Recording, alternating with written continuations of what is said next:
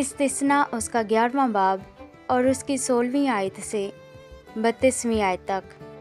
سو تم خبردار رہنا تا ایسا نہ ہو کہ تمہارے دل دھوکہ کھائیں اور تم بہک کر اور معبودوں کی عبادت اور پرستش کرنے لگو، اور خداوند کا غضب تم پر بھڑکے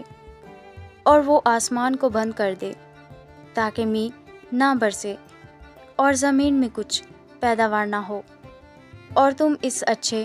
ملک سے جو خداوند تم کو دیتا ہے جلد فنا ہو جاؤ۔ اس لیے میری ان باتوں کو تم اپنے دل اور اپنی جان میں مضبوط رکھنا اور نشان کے طور پر ان کو اپنے ہاتھوں پر باندھنا، اور وہ تمہاری پیشانی پر ٹیکوں کی مانند ہوں، اور تم ان کو اپنے لڑکوں کو سکھانا، اور تو گھر بیٹھے اور راہ چلتے اور لیٹتے اور اٹھتے وقت انہی کا ذکر کیا کرنا، اور تو ان کو اپنے گھر کی چوکھٹوں پر اور اپنے پھاٹکوں پر لکھا کرنا، تاکہ جب تک زمین پر آسمان کا سایہ ہے تمہاری اور تمہاری اولاد کی عمر اس ملک میں دراز ہو جس کو خداوند نے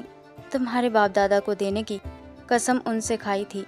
کیونکہ اگر تم ان سب حکموں کو جو میں تم کو دیتا ہوں جان فشانی سے مانو اور ان پر عمل کرو،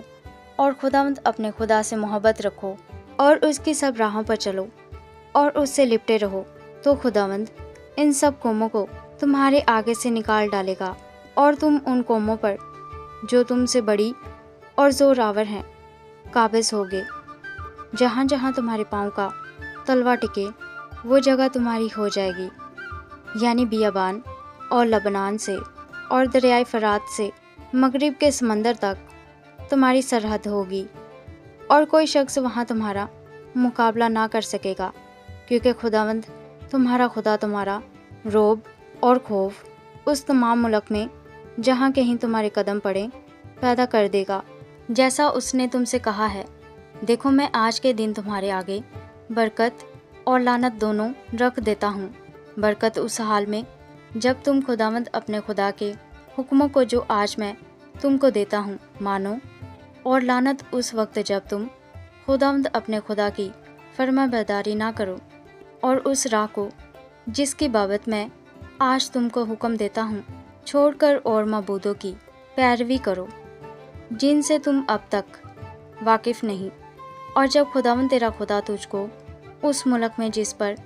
قبضہ کرنے کو تو جا رہا ہے پہنچا دے تو کوہ گرزیم سے برکت اور کوہ ابال پر سے لعنت سنانا، اور وہ دونوں پہاڑ یردن پار مغرب کی طرف ان کنانیوں کے ملک میں واقع ہیں جو جل جال کے مقابل مورا کے بالوتوں کے قریب میدان میں رہتے ہیں، اور تم یردن پار اسی لیے جانے کو ہوگے اس ملک پر جو خداوند تمہارا خدا تم کو دیتا ہے قبضہ کرو، اور تم اس پر قبضہ کرو گے بھی اور اسی میں بسو گے۔ سو تم احتیاط کر کے ان سب آئین اور احکام پر عمل کرنا جن کو میں آج تمہارے سامنے پیش کرتا ہوں۔ آمین۔